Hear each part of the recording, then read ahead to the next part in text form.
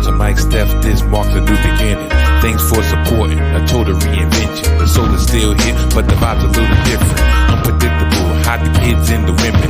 Sports of all sorts, music mixed with living. Rep New York City, but ain't the politicians.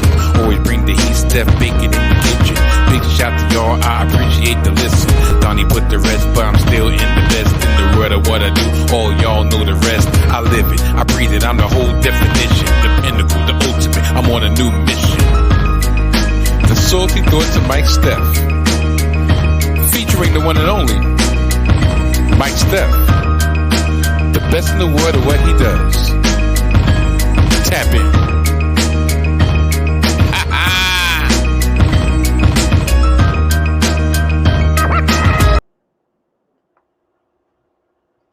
I have the understanding that grandstand and backhanded comments meant to compliment can have long-standing consequence. Go ahead, take a minute and figure it out while I navigate the entry of the place I left out. Maybe I should just shut up, continue to pout, because at this point you can't believe a thing that comes to my spout. This is a secret track. It ain't supposed to get out. Self-retirement, a bitch is trying to figure shit out. Keep the sword sharp. Never know I have to cut a mother effer up. Lyrically, I'm a fucking nut. Keep my feelings in the tuck. Gave you fuckers more than enough. The level to the shit. I'm up, the rest of y'all are effing sus. Why should the buzz? Premature. A brother said he's done. Only come around once a month. Drop just for fun. Have nothing to prove. Leave that to my effing son. I'll forever be the best in the world. You know, number one.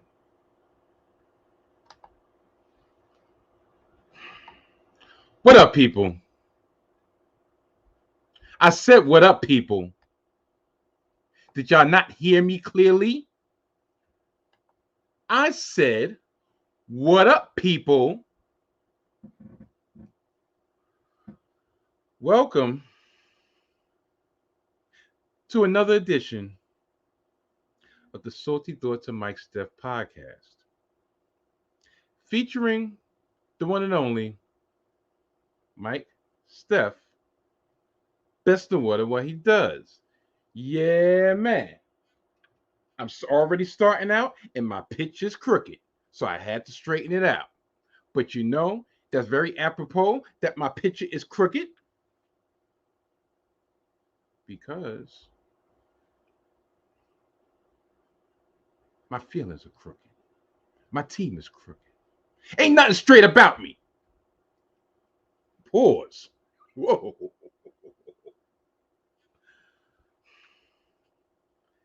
This episode is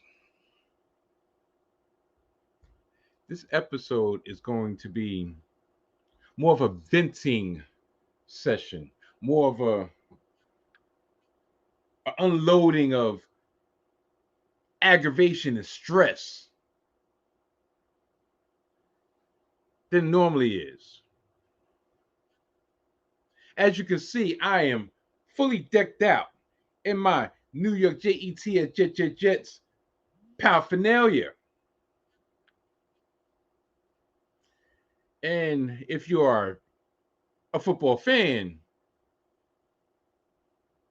you also know that I look like a big ass fool decked out in my New York Jets paraphernalia, because my New York Jets have reverted to the SOJ, or should I say the SOJ? The same old Jets. And normally, when people say that, when people call my New York Jets the same old Jets, when they go back to the archives and say, you know what, they're the same old Jets. Normally, I fight back against that. Because every year is a new year. Every year is a different iteration. But unfortunately, every year is a different iteration of the same old, of the SOS. Do you know what the SOS means? Do you know what the SOS is?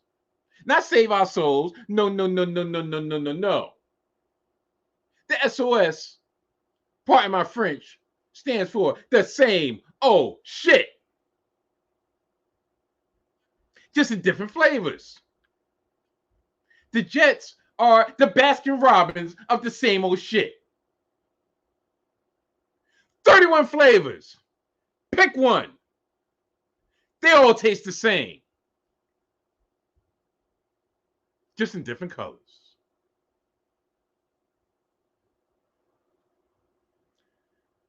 So if y'all didn't have a hint or inclination on what I was going to speak about, what I was going to spew, what I was going to rant about today, I just spent the last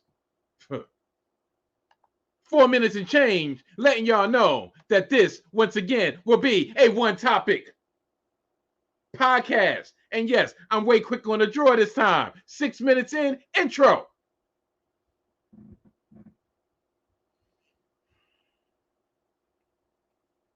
Man, I'm going to give y'all a little backstage pass, if you will, of how my day started and how my day currently is. Woke up early this morning. Wake up in the morning, got the feeling for. No. I woke up early this morning because I had to get my day started a little early because we had a 1 o'clock kickoff. This is Patriots week, you know. Unlike any other week in the NFL season, it happens 2 times a year. And for the last 7.5 years, Patriots week has always ended the same.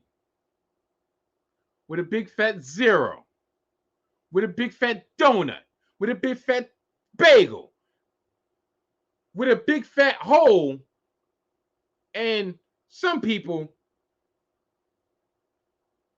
not myself, because I don't deal with big holes like this. I don't deal with black holes like this. I don't deal with the never-ending abyss like this. No, I deal with stuff that's nice and tight, but I digress.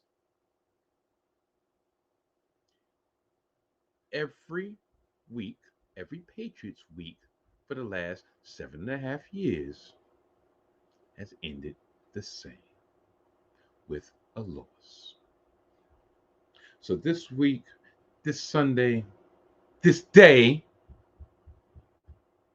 I woke up and I started to take care of my business early. Had an appointment that was moved an hour early. Not actually to my fault. I mean, not actually because of me, but it actually set off my day properly. Because I'm like, you know what? All right, instead of doing it at 11, we could do it at 10. Then I could make the family could make our Trader Joe's run. Yeah, that's actually replaced the Wegmans run because you know I'm on a diet, don't you know?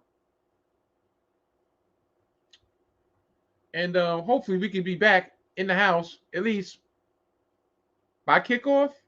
And if not by kickoff, at least just a little bit after kickoff.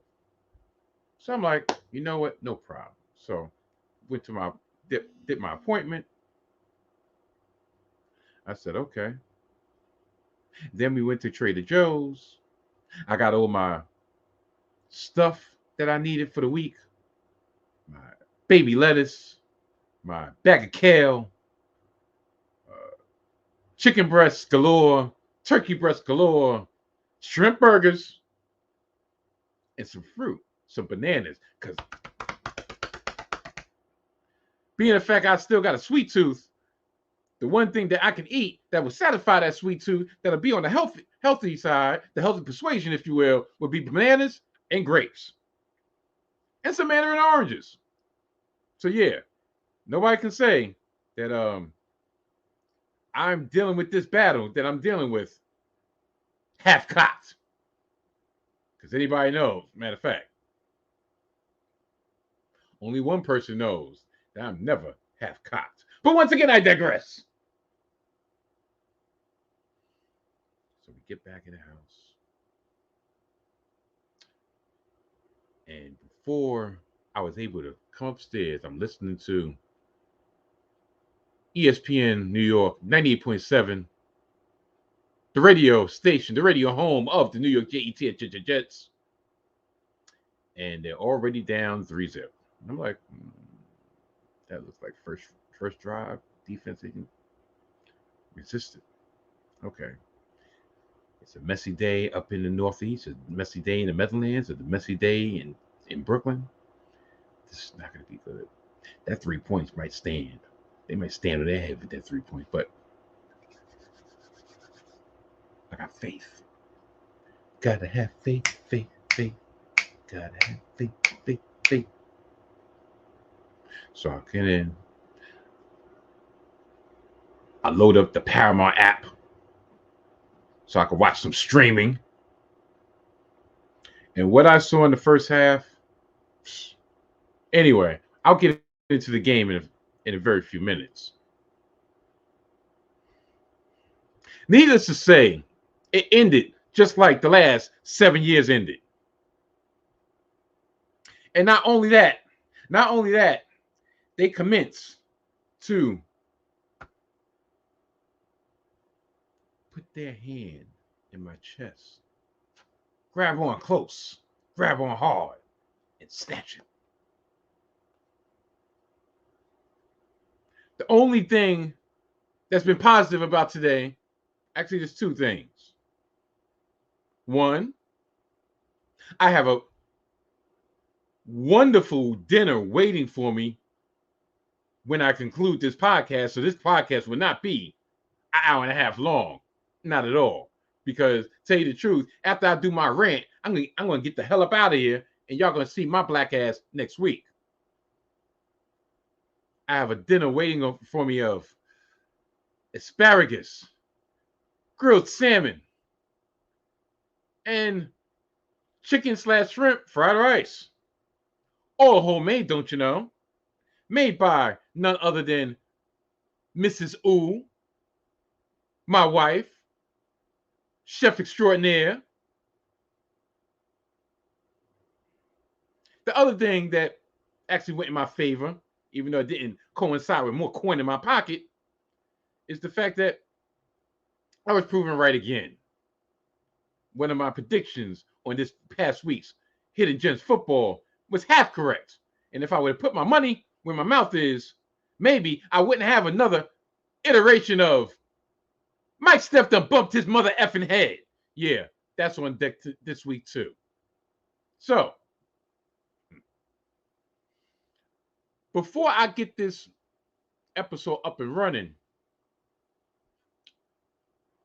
I had all intentions on speaking on the situation that's going on in media land concerning Stephen A.Smith, him throwing Max Kellerman under the bus, him provoking Terrell Owens, him having to be talked down by none other than Kyrie Irving, and him putting the battery in the back of none other than Shannon Sharp to burn his bridges to make himself seem just that much more important. I had all intentions on actually having a good large segment of that being included in this week's podcast. But due to my ornery mood, I'm going to cut that in half. And I'm going to put this into this intro.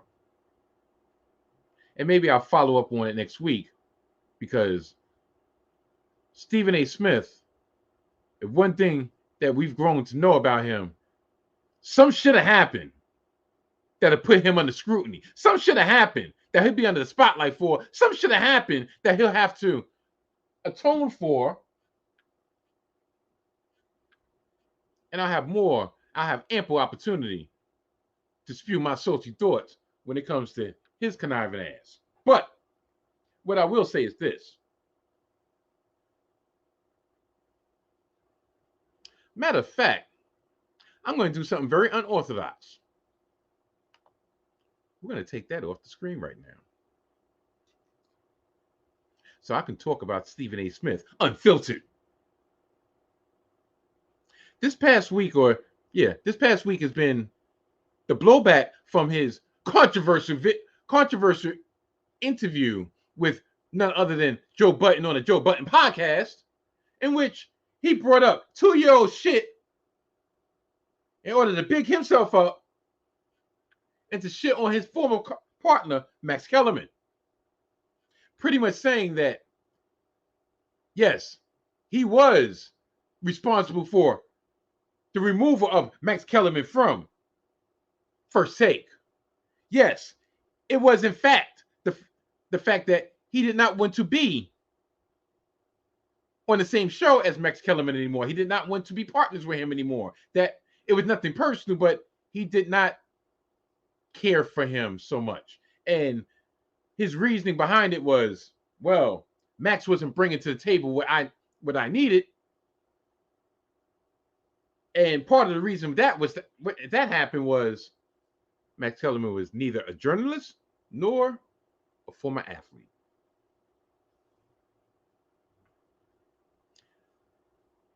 For years, they were together 5 years.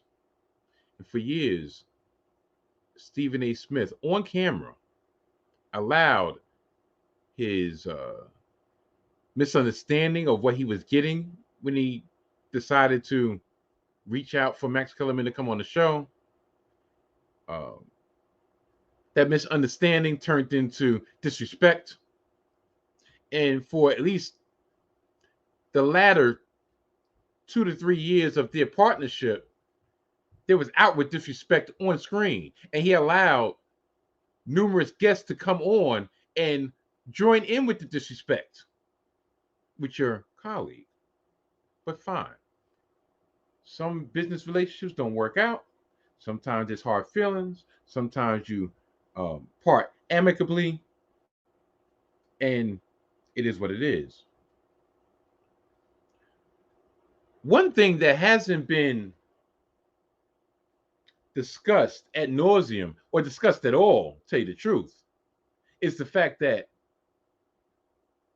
the last week that Max Kellerman was on the First Take, right before the transition, conveniently, Stephen A. Smith was not present. Conveniently, Stephen A. Smith decided to get some type of procedure done that prevented him from being in studio. Conveniently, right around the time that all the rumors were hot like fire, that Stephen A. was maneuvering in the background to get Max Kellerman removed from First Take, he was nowhere to be found,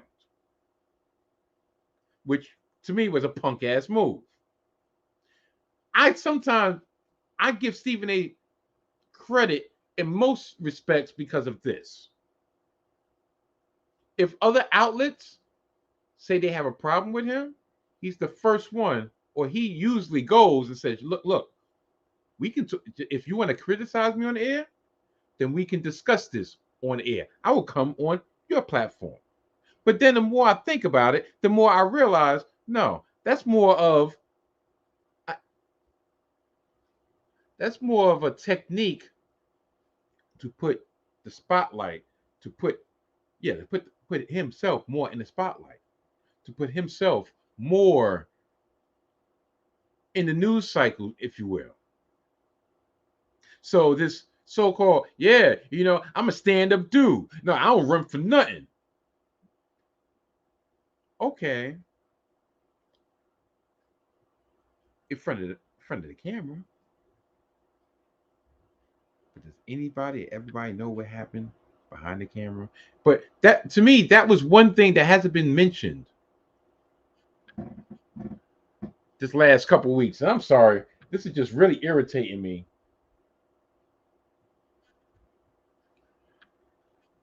That's one thing that hasn't been discussed these last couple of weeks, is how he conveniently ducked the smoke, if you will. So 2 years later, with the acquisition, the acquisition of Shannon Sharpe to First Take, after his acrimonious exit from the competitor Undisputed with Skip Bayless, instead of bigging up your new partner or your newest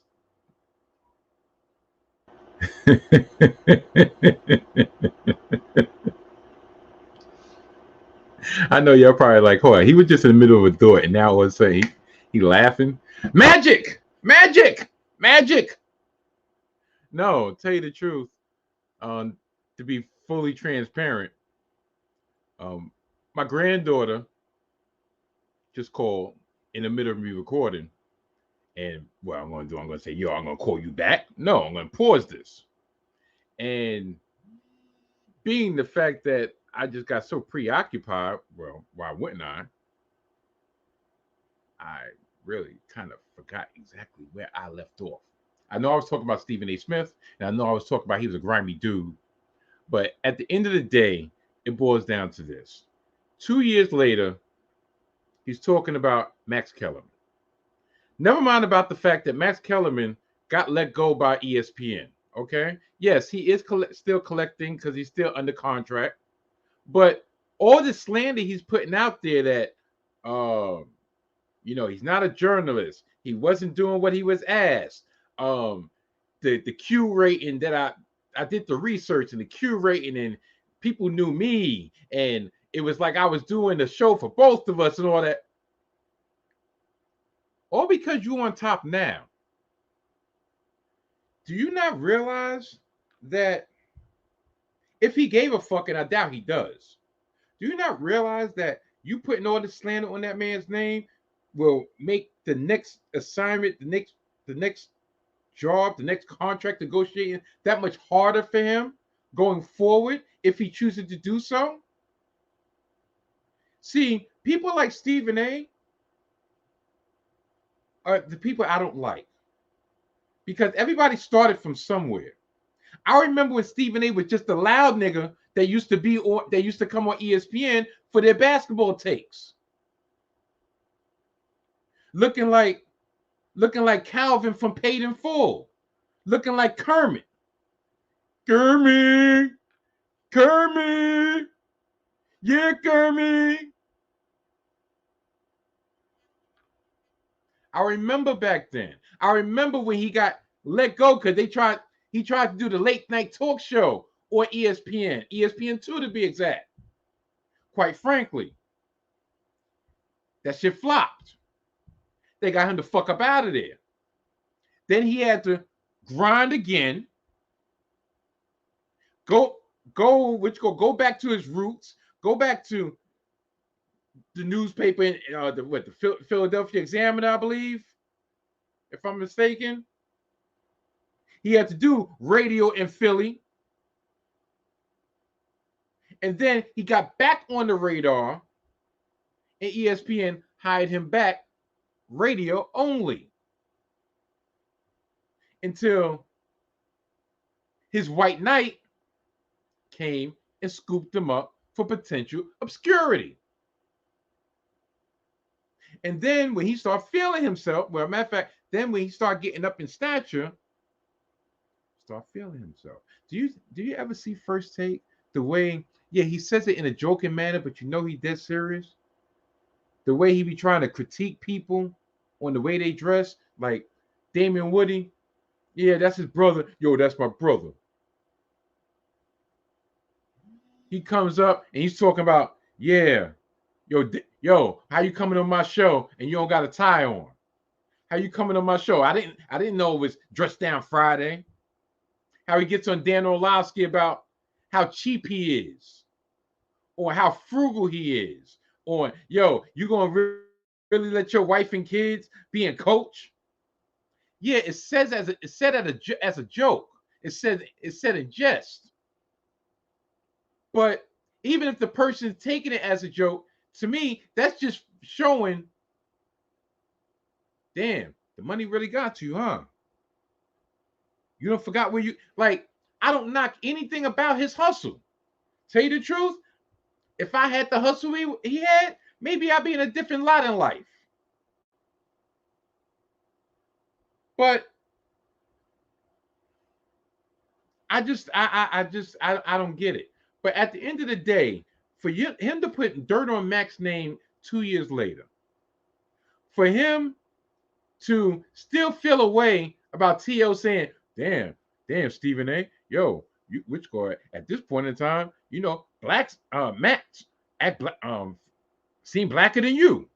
For you to still feel away, which all right, if you feeling away because I guess the truth must have hurt a little bit, right? You must have felt away because like, yo, that touched too close to home, right? That he was being more accepted with his worldview than you trying to play the part of the man of the people. And shout out to Marcellus Riley, because matter of fact, I'm not even going to reiterate what he said. Check him out on YouTube, because he laid that shit down flat. Max Kellerman is also his board. Marcellus Riley also could give less than a fuck because he's not looking for an end. He said, you know what? I'm going independent. I'm doing my own thing. So I can have the freedom to do what I need to do. So check him out, because he, out of all the takes that have come out in media land, his has been the most direct, his has been the most accurate, and his has been the most straight up no chaser with a lot of facts. For you to try to play T.O., talk about, yeah, you grimy, which guy, you trifling, you pathetic, and then come to find out that y'all was in the same area, y'all was in the same environment at that Colorado game a couple of weeks ago. You was quiet as a mouse. Not saying y'all supposed to get into fisticuffs, because look, y'all both millionaires. But if you're going to try to call somebody out on air, you're going to try to call somebody out on social media, then when you face to face with that man, as T.O. said, keep the same energy, my boy, my guy. You can tell when somebody is really heated with you and trying to keep it classy when they say, yeah, keep that same energy, my guy. My guy. Not my boy. No, not my guy. Like, yeah, we're going to keep it classy, but at the end of the day, we're going to see each other again, because we're in the same circles at certain times. And the last thing I'll say is this. He just had Shannon Sharp on the Stephen A.Smith show, right? Explaining or giving Shannon Sharp, allowing Shannon Sharp to give his point of view on the lead up and the split with Skip Bayless or Undisputed. And he's asking the pointed questions. He's giving a concerned face like he really, really cares. Stephen A. Smith don't care. For Stephen A. Smith, that was an opportunity for more exposure. An opportunity to put yourself as the man of the people, as Marcellus Wiley so expertly explained. That old saying, what goes up must come down. It's gravity. It's theory of relativity, right? That other saying, be careful how you treat people on the way up, because those would be the same people you pass on your way back down to earth.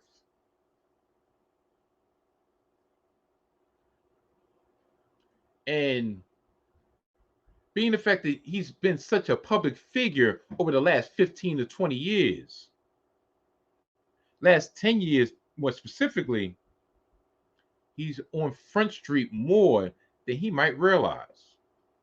Everything is peaches and cream right now. Everything is roses right now. But what's going to happen when the same people that you fronting for, that you putting on for, that God forbid, hopefully it doesn't happen, but when the tables are turned and you're the one who's looking for an ally, you're the one who's been done wrong, what's going to happen then, huh? What's going to happen then, huh? I don't know. But enough about Stephen A. Smith. We're going to get this show on the road. Without further ado, good night. Got me all riled up. I'm even messing up my whole thing. And goodbye. Bang! Shoot. King Switch up in this bitch. Guns up. Gun Club. Bullet Club. Anyway, yeah. I just had that momentary elation until this title, this banner came up, and it brought me back down to reality. Back to life, back to reality, back to 15 straight losses.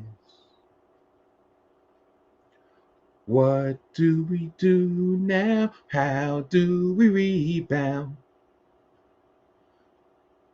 To get ready for Kansas City next Monday night. However do you want it? However do you need it? However do you want it? Man. This is not a banner that I thought I was going to have to display.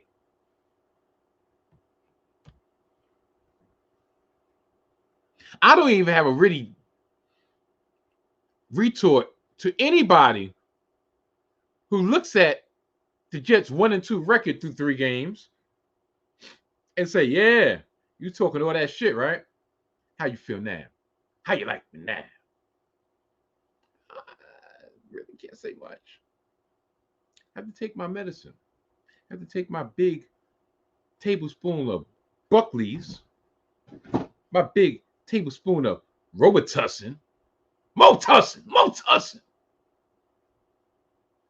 and just have to deal with it. And you know what really bothers me about this week's game, this week's loss? Not only is it to our arch rival, our arch nemesis, the Patriots, our arch nemesis, Bill Belichick, who thrives, who lives for the agony of Jets fans like me. He's like a vampire.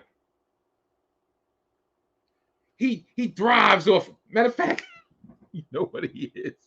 I wish I had the meme. He's like that meme that was on Twitter, or yeah, I think it was on Twitter, where you had, I think it was a gang member. He was throwing signs up and everything, and it's like, yeah, I thrive off negativity. that's what Bill Belichick is. He lives off the tears of Jets Nation. He lives off the fears of gangrene. He lives off the sorrow of long-suffering Jets fans such as myself. You knew that team was going to be raring to go. It's just the fact that if you look on paper, you would think we have more talent than New England. And I still believe that we have more talent than New England. But right now, I still have to give the devil his due and say New England has better coaching than we do. Case in point, Nathaniel Hackett. I remember, and yeah, I'm going to call a spade a spade.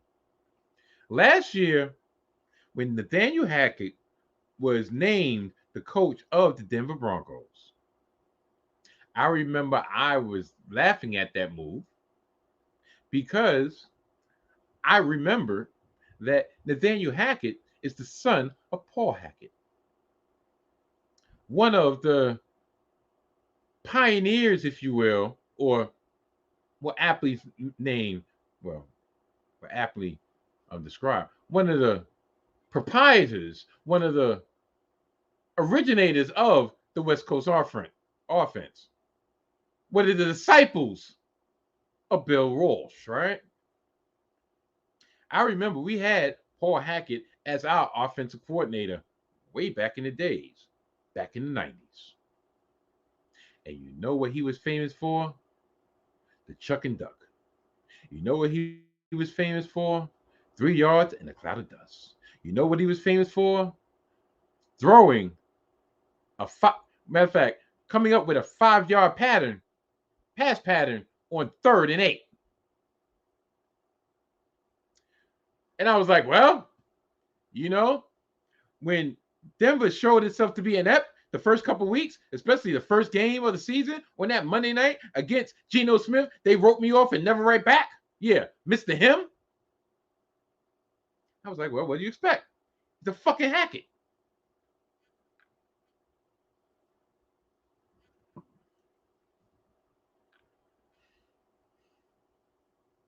So it should really not come to any surprise of mine that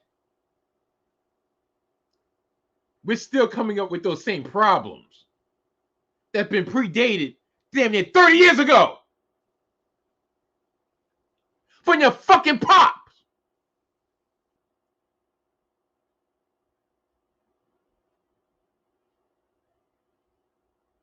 To me, and I'm going to go all over the place, so it's not going to be no rhyme and reason of this rant. Because I told you at the beginning, this is going to be a venting session for me. If y'all want to know the ins and outs of the game, check ESPN. Matter of fact, just check the fucking line score.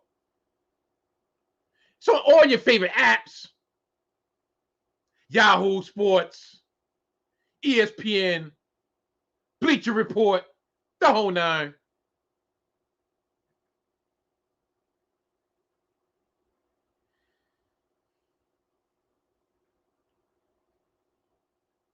The Jets have an organizational problem right now. It's bigger than Zach Wilson. And unfortunately, for the two people that I'm going to name, it's going to cost them their job.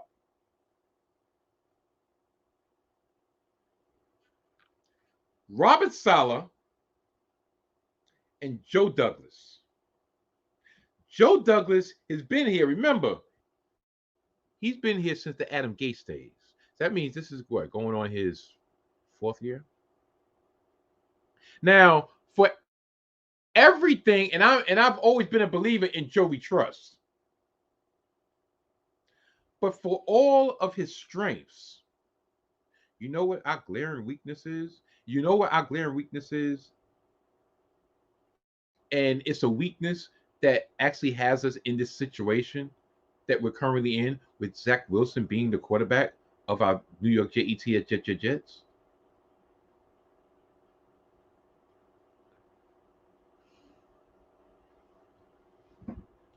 In 4 years, we have not developed a cohesive, competent, nowhere near dominant offensive line. I give him credit. He's done so on the defensive line. He's done so on the defensive side of the ball. But the offensive line continues to be a mismatch of reclamation projects, overpaid players, and injury-prone players. We have Mekhi Becton. Started at right tackle, got moved to left tackle this week because Dwayne Brown, not only does he have a new injury because he was coming off of soldier surgery, now he has hip problems. And they waited until the very last minute, which I know was gamesmanship, to put him on IR, meaning he's gone for the next 4 weeks, at least. So we had to shuffle it around. So we put Becton back at left tackle. We move Vera Tucker to right tackle. And we put rookie Joe Tippmann at guard. You would think that the main priority should be to fortify the offensive line and to establish a running game to take whatever pressure is on Zach Wilson, which is the pressure of 1,000,001 tons on his back, that we can at least establish a running game, right? I'm looking at the stats right in front of me. Dalvin Cook, who I ain't gonna lie, I don't know if it's because of I think it's a combination of both. I think it's a combination of the running game, the offensive line, and the fact that he might possibly be washed. 8 carries for 18 yards with a long of 5 yards, 2.3 per carry. What was more alarming was this. Brees Hall, Mr. Oh, we would have won if we would have got it four times. If I would have got the ball 4 times, more than 4 times. 12 rushes, but guess how many yards? Just guess. Just take a guess. Take a gander.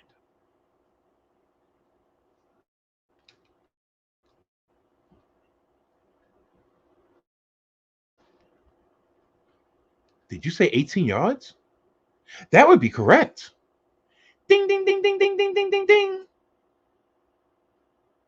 12 carries for 18 yards.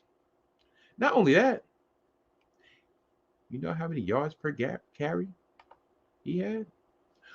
1.5. 1.5 yards per carry. Magnifique. Now, so that's 20 carries for 36 yards. Can't say they didn't at least try to focus on the running game. Zach Wilson was 18 of 36 for 157 yards, 0 touchdowns, 0 interceptions, sacked 3 times. I was about to say Zach 3 times because that's what it is. He got sacked in the end zone for a killer safety because if you think about it, instead of having to go for a Hail Mary in the closing seconds, maybe we could have just gotten to the field goal range, but I digress. Because at that point in time, the game was over. What it boils down to is this. We have Nathaniel Hackett, who right now I think is being exposed for being a decent offensive coordinator, but in reality, only the jockstrap carrier of Aaron Rodgers. Aaron Rodgers is the one who makes his offense go. But Aaron Rodgers is not here due to the negligence of Joe Douglas in getting competent offensive linemen to protect the quarterback. Also, Joe Douglas was negligent in the offseason, and this is where it goes back to an organizational problem. He was negligent in getting a backup quarterback, a veteran backup quarterback, a quarterback who can man the fort if and when Aaron Rodgers would miss some time.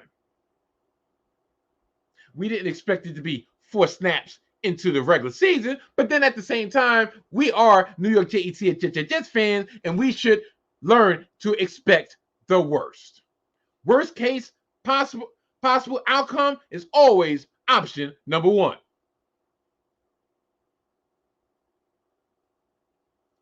As I sip my Coke Zero.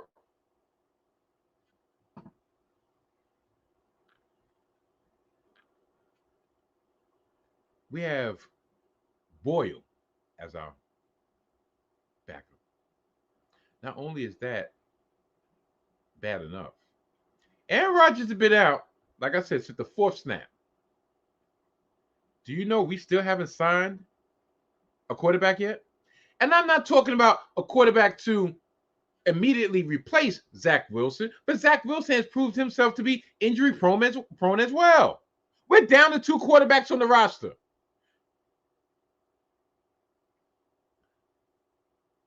This is an angle that I'm going to put out there right now. The reason why I feel that have not gone and gotten a veteran quarterback just to at least man the fort, just to at least have as the emergency quarterback in our situation.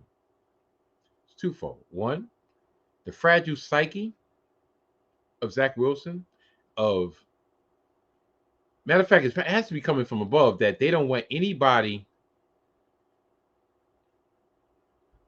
in the building that Zach would be threatened by, which is scary in itself. But it goes deeper, especially now since Aaron Rodgers is out recovering from his Achilles tear, and there's still time that he can be like, you know what, I'm just going to do this rehab to go into retirement. Zach and Aaron are like this, right? Aaron has said numerous times in the off season, numerous times in the run up to the regular season, that the ideal plan is for him to man the team for the next 2, possibly 3 years, and to pretty much pass the baton over to Zach, because within those 3 years, Zach should be up to snuff and keep it going. I personally believe that it's possible that the reason they haven't brought in another quarterback that could potentially man the fort, is that they do not want to upset Aaron Rodgers. They want to give Zach Wilson every opportunity, because they know how they treat Zach in Aaron's absence is going to have a large bearing on whether or not Aaron, how bad or how much Aaron Rodgers is going to be invested in his return, if he returns. I know. Seems kind of funny that you're pretty much being held hostage by a player that cannot play again this season, a player that's going to be 40, but at the same time, we put ourselves in this predicament. And I'm not even saying they're wrong in that thought, but in reality, that's what's going on here. Because there's no reason, and I'm not saying you get Matt Ryan off the couch. I'm damn sure not saying bring Carson Wentz in here. But you mean to tell me y'all can't call Colt McCoy to come in? So at least you know you have somebody dependable in the clutch to say, you know what? If Zach gets hurt, we got somebody that can manage the game, that can get the ball out, that can actually sustain a drive.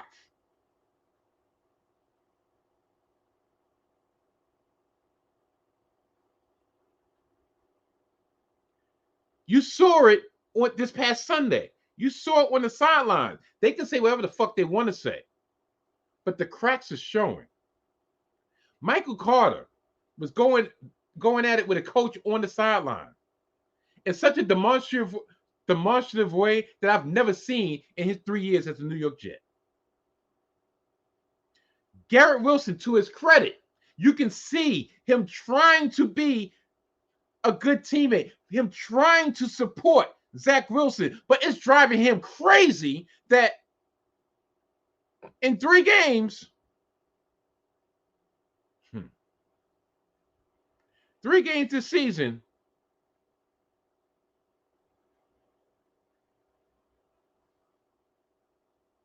Garrett Wilson has 12 catches on 22 targets with 2 touchdowns.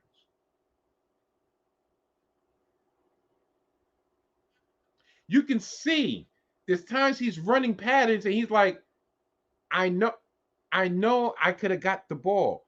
You're not going through your progressions. You need to trust me. Which is true. But at the same time, look at the personnel that we have. For as deep as you want to say, when I was boasting this off season, we 2 deep at every position. We go 3 deep in the running back. We go 3 deep at tight end. Rucker does not get on the field whatsoever, and he's our best blocking tight end. We go 4 deep at wide receiver. McCall Hardman, did he even get up? I don't even think he got a snap. I'm not saying he's Tyreek Hill, but you can see the weapons that we have on the outside only works with Aaron Rodgers because nobody gets any type of big separation. Randall Cobb is here only because of Aaron Rodgers. Alan Lazard is only here because of the potential of getting Aaron Rodgers. He's not here. So we need some speed. Put Gibson in there. Give him some snaps. Put McCall Hardman in there. Give him some snaps. You need to be more dynamic on offense. Get some run in the rounds. Get some screens that are not predictable. Get Dalvin Cook in space. Something. Something is better than this.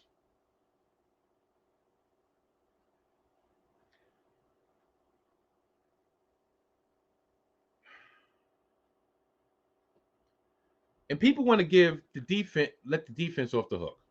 And you would think, yeah, giving up 13 points, yes, that should be more than enough to be competitive. That should be more than enough in most cases, especially in today's NFL, to win some games. But the one play that Quentin Williams was shaking up, do you mean to tell me that it took Quentin Williams be on the sideline to all of a sudden have miscommunication and give up a 58 yard touchdown to this guy?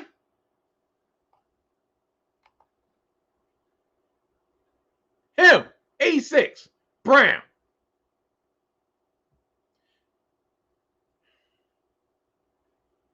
Wide open. The only touchdown of the game.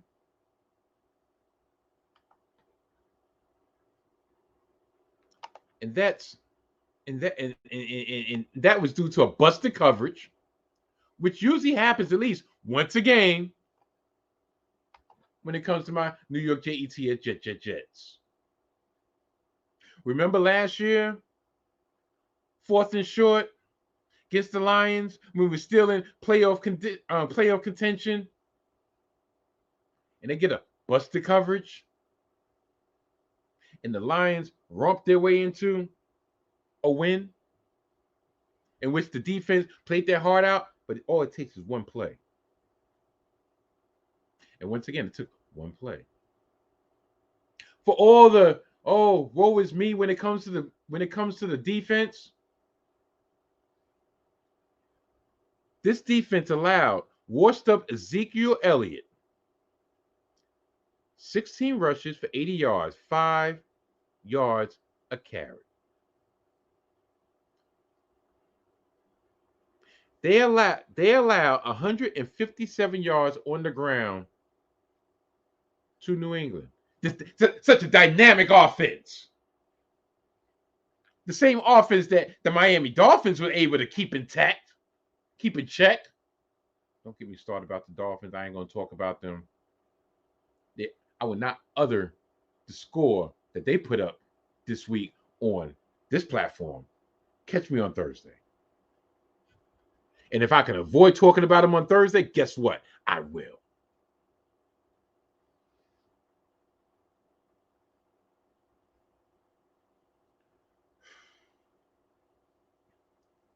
Look at this stat line for Mac Jones. 15 of 29, 201 yards. He threw for just over 50% passing, right? Guess what? He was able to matriculate the ball down the field. Well, at least between the 30s.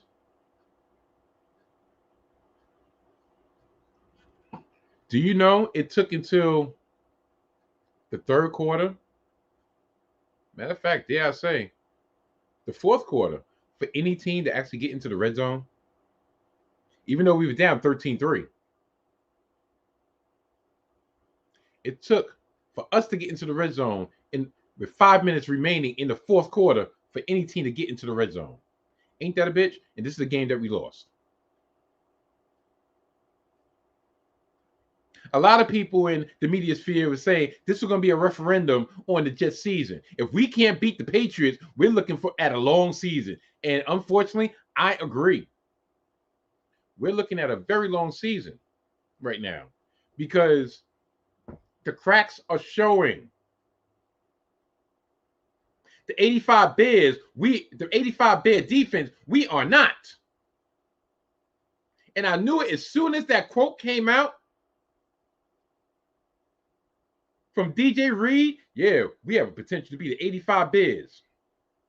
Before the first game was even played, before the first kickoff was even kicked, I knew we were going to have a problem. It's going to be a problem on our hands.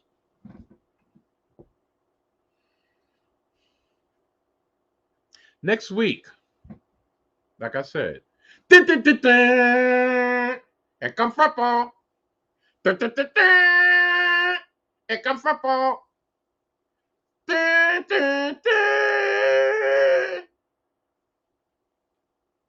We face the 2-1 Kansas City Chiefs, who are fresh off. How much did they score? Fresh off a 41-10 throttling of the Chicago Bears. Seems like they got their mojo back, huh?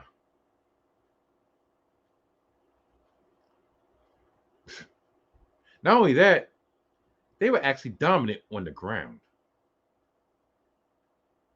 They made a concerted effort to run the ball. Successfully, they did. And it's going to be Monday night. You're going to have Travis Kelce with his new cyber. You know what? I was about to say some real disrespectful shit. With his new woman of his life, Taylor Swift, for all the Swifties out there. Players gonna play. Ballers gonna ball. Or whatever. Shake it off.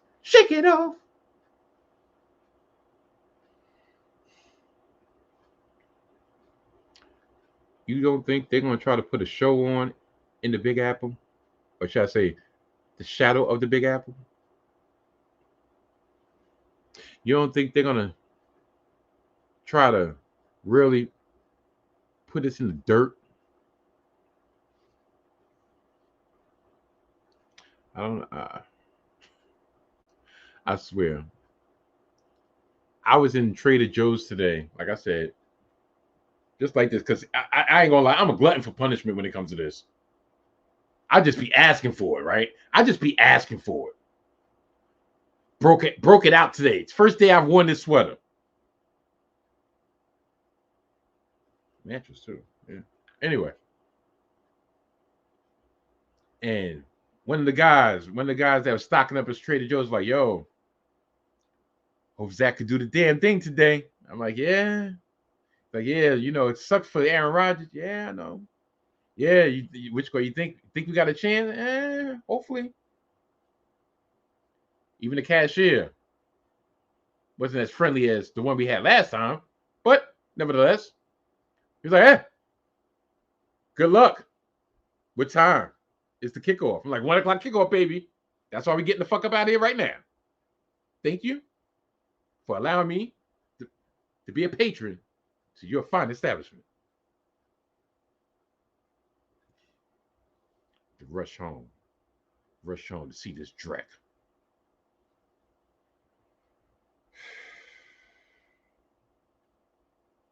I wonder what the point spread is going to be. With our lack of offense and the Chiefs' dynamic offense, especially coming off a 41-10 throttling, I can imagine this is going to be one of the biggest spreads of this upcoming week. Meaning, I'm going to have to talk about my Jets on a national platform.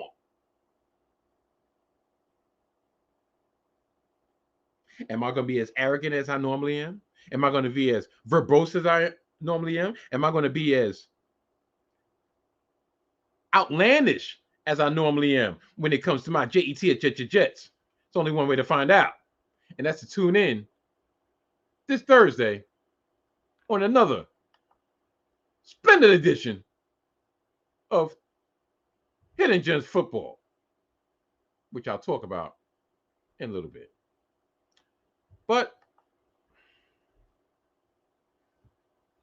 now, for the second edition of the newest segment, well, a segment by a different name because I am me. Mike Steph must have bumped his mother effing head, aka Mike Steph's gambling foray this past week of the in NFL football action. Today, well, this week was the perfect encapsulation of a dollar in a dream. Because there was no way in hell I should have known that I was going to capitalize on this outlandish parlay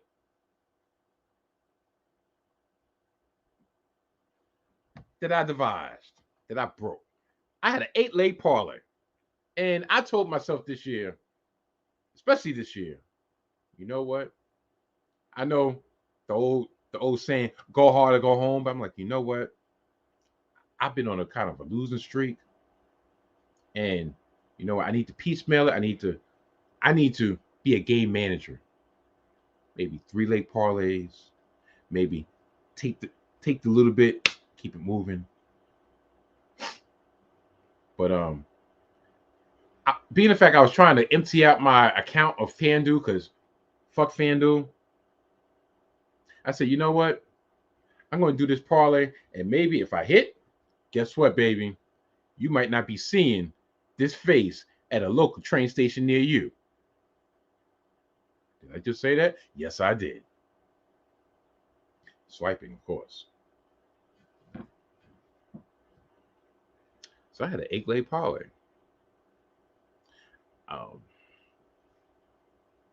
I'm going to go down because out of those 8 legs, I was 50%.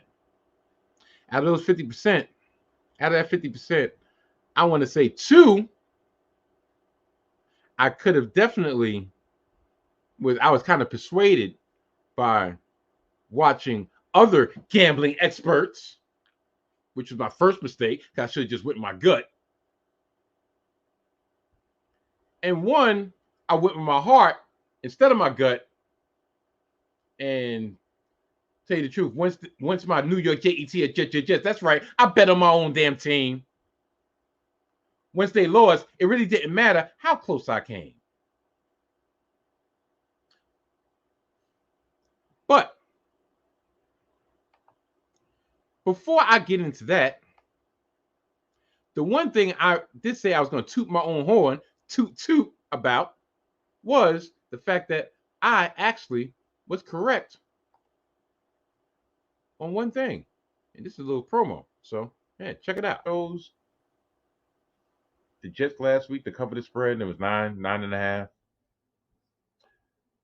And this point spread is looking oh so tempting because I just think they're just going to smother Arizona. But the last 2 weeks, Arizona has proved everybody wrong, and everybody thought they were going to get blown out, and they didn't. It's in Arizona. I'm going to go. Matter of fact, I'm going to make this my pick of the week. Arizona to cover, and I'm going to look like a fool. For Arizona to cover the 12-point spread because Dak is going to Dak. And that's not me saying that Dallas is not going to win. No, Dallas is going to win. But I just think Dak is not going to be able to control himself to throw at least one interception or just make an asinine play, and that's going to lead them to not score when they're already in scoring range. Because, they kicked 5 field goals last week. It could have been actually much worse. So, Dallas to win, Arizona to cover, and the over-under, I'm going to go under because Dallas won 40 to zip the first game, and they were 30 to 10 the second game. Both those games didn't break the 41 point threshold. See, doing my math. Yeah. All right. Well, I did get one thing correct when it came to that, and that was that Dallas was not going to cover the spread. Actually, in reality, Dallas lost. And I wish I would have put that game on my parlay instead of my New York Jets at Jets. But I digress. I'm going to go down the line. My other game of the week on Hidden Gems Football was the contest between two 0-2 teams, two of my most favorite teams, and I say that kind of sarcastically. The Minnesota Vikings hosting the Los Angeles Chargers. I decided to put money on the Minnesota Vikings to cover the spread. It was only 1.5 points. So not only did they not cover the spread, they lost. Even though Brandon Staley tried his damnedest to give that game up by going for it once again on fourth down inside their own 30-yard line. It only took the equal ineptness of Kirk Cousins to do some Kirk Cousins shit for them to get out of Minneapolis with a win. So that was a loss. Then my second leg was I chose the Washington Commanders to cover a 6.5 point spread against the Buffalo Bills. I figured, look, the weather conditions are going to slow them down. Washington is riding a 2-game winning streak to 2-0. Sam Howell has looked decent. I still don't trust the Buffalo Bills. So, you know what? Even if Washington does not win, they'll lose a close nail biter, right? Ha. Washington lost. Do you know how much Washington lost by? Washington lost to the score of 37-3. Yeah, that's right. The Buffalo Bills bust their ass. Should we go on? Oh yeah, this is a favorite of mine. Even though I lost this one, it's a favorite of mine because I get to talk mucho shit about Mr. Peyton Oswalt, aka Sean Payton. The Denver Broncos. I'm like, Miami's coming off they won 2 games. They're 2-0. They're coming off a interdivision battle against New England on Sunday night. It's their season opener. All things that normally I would say, you know what? I think I'm going to bet Miami. And I actually had Miami with the money line. But then I watched Colin Cowherd and the dude that he's with, that he's breaking down the games. And he actually put out a stat that persuaded me to change my bet. He said that teams that have their home opener week 3 or later and are a favorite are 12, 21, and 2 against the spread. Now that should have told me, well, the odds should be due to go the opposite way. But I said, you know what? I let my inner hatred of the Miami Dolphins control me and turn me into Mikey Anakin once again.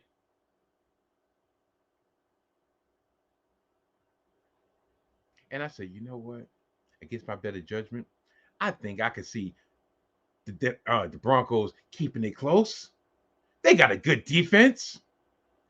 You know, now I kind of forgot that Vic Fangio is not the defensive coordinator of the Denver Broncos. No, no, no, no, no, no. Quite the opposite. Do you know who's the defensive coordinator? Who he is the defensive coordinator of? Yeah, that's right. The Miami Dolphins.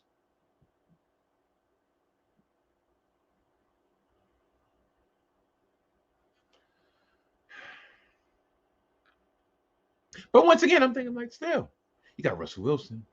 You know, him and Peyton have been simpatico. Yeah, right. But they'll be able to put up enough points to keep it within a one possession game. Well, even though I'm going to renege and say and actually give the score of this game that I did not want to give, Miami beat the Denver Broncos by the score of 70-20. Yeah, that's right. I didn't stutter. 70-20.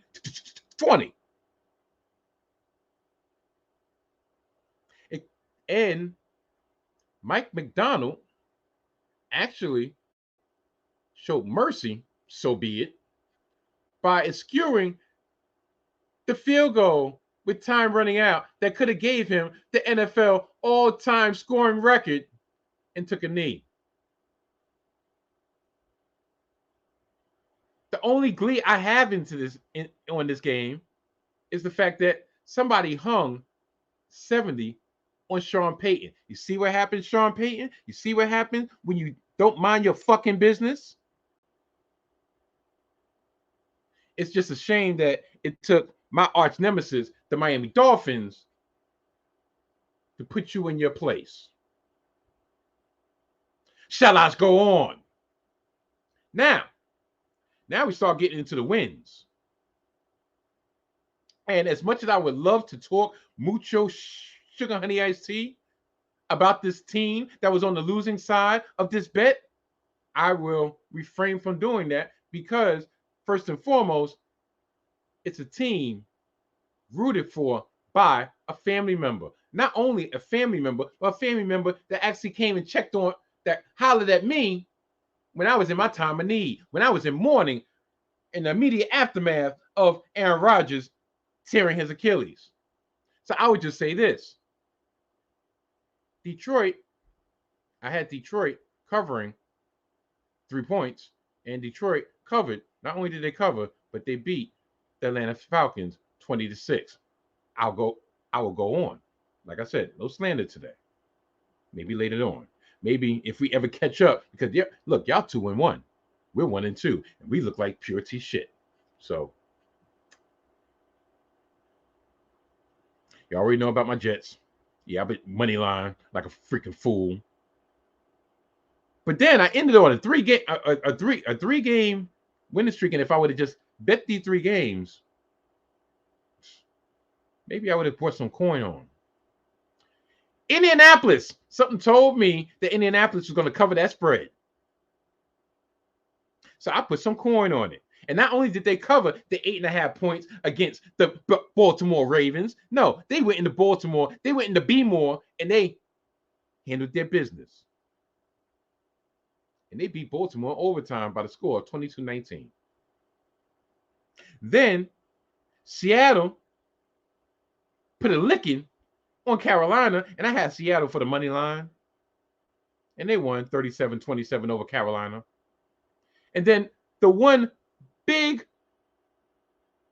12.5 point spread that I did bet on was the Kansas City Chiefs covering, because after all the stuff that happened in Chicago over this past week, and the fact that Chicago just looks lost, with all the hubbub over Justin Fields saying that he's getting overloaded with information. He feels robotic. The resignation by their defensive coordinator, the theft of lawnmower equipment from Soldier Field, all that, everything in the news was negative concerning the Chicago Bears. So I said, there's no way in hell Chicago is going to keep this shit close. On top of the fact that they've lost going into this game, their average margin of defeat had been 14 games. 14 points. So that was a no-brainer. So I got correct the Detroit Lions, the Indianapolis Colts, the Seattle Seahawks, and the Kansas City Chiefs. I kind of quasi got correct the Arizona Cardinals and the Denver Broncos, the Minnesota Vikings, the Washington Commanders, and the New York Jets cost me some much needed coin for my MCS pockets. If I would have hit this parlay, you know how much I would have came? You know how much would have came up?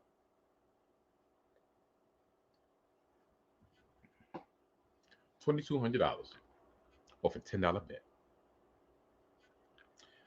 Better luck next week. Yeah, because next week, unfortunately, there will be another installment of Mike Steph must have bumped his mother effing head. Hopefully, I'll bump my head with the coins that'll be jiggling off my pocket. I know you're probably wondering, how can you bump your head off the coinage that'll be in your pocket unless your head was below?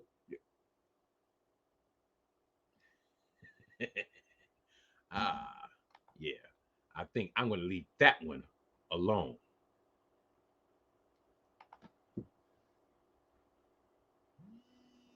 Whoa! It's only smoke and mirrors! Whoa! It's only smoke and mirrors tonight! Yeah, this is an impromptu edition of Smoke and Mirrors, aka grooming and fashion tips by the one and only Mike Steph. This week will only be one fashion tip, and that fashion tip is this. The dashing one says, always be prepared to receive slander from all directions, from all genders, from all directions. When you go out into the streets with paraphernalia of your favorite team, a favorite team that actually sucks in real life. And sometimes maybe you should not be so on the tee when it comes to the coordination. But when it comes to the dashing one, none of that ever matters because Mike Steph is just that dashing. Mike Steph, stone cold, stunning. Mike Steph is just that debonair. That I can walk the streets looking like a billboard for mediocrity and still come home to the loving sweetness of Mrs. O. And remember, when I said we don't deal with black holes over here, no, we deal with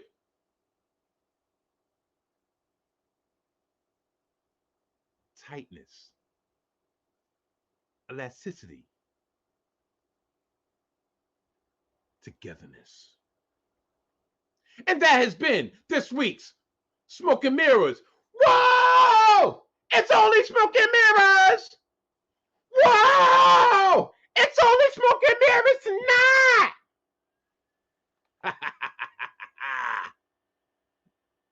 Yeah, listen. After having to swallow so much crow, after having to talk about my New York Jets and another loss when it comes to the Patriots, having to talk about the potential money I could have won, yeah, I had to give myself just another kick in the ass and a little comedy antidote, if you will, to end this episode off right. I'd like to thank each and every one of y'all for making. Well, matter of fact, I'd like to thank each and every one of y'all for tuning into. No, damn it.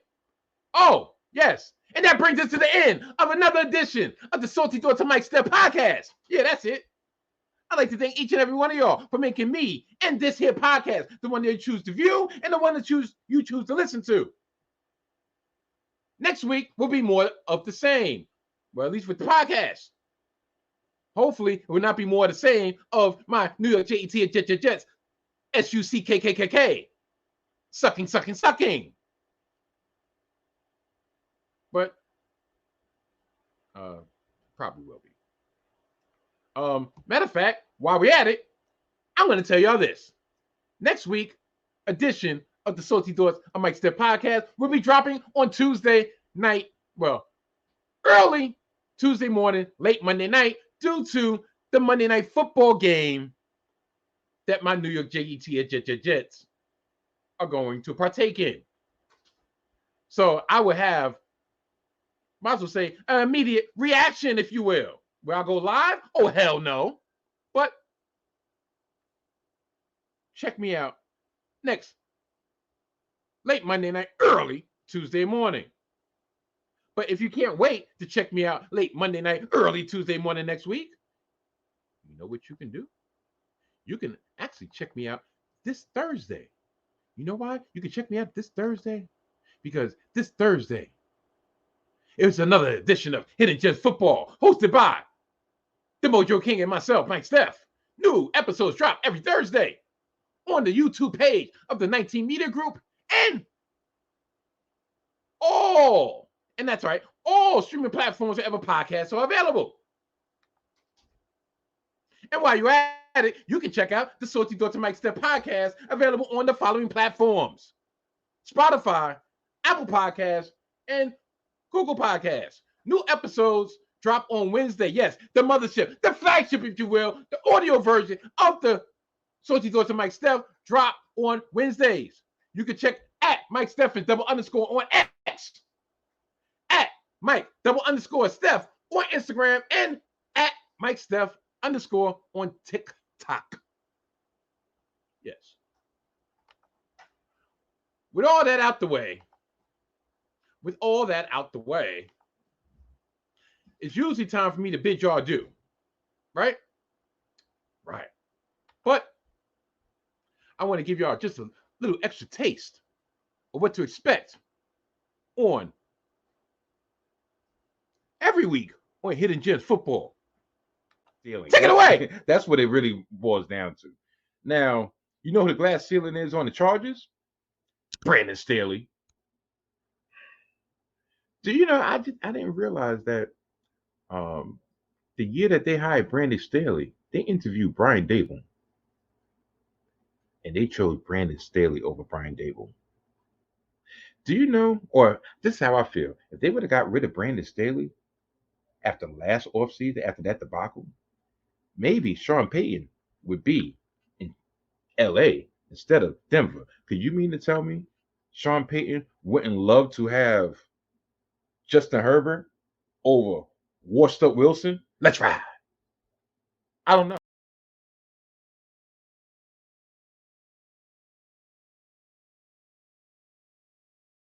You know, it's funny that I chose that clip to put because I guarantee Sean Payton would love to have Justin Herbert instead of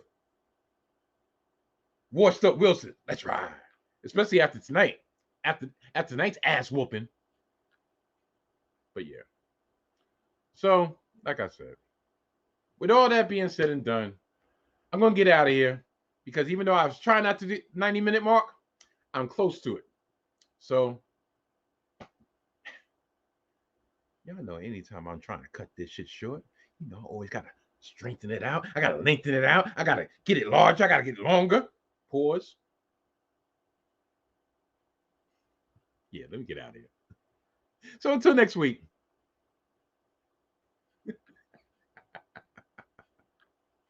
Goodbye.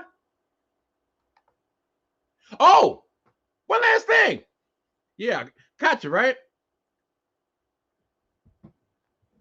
Check out gimmickinfringement.com for a new article with Tyler McDowell and Desmond Powell talking about the 10th anniversary of Nothing Was the Same by Drake. Do y'all know that I used to actually use Beijing around that time?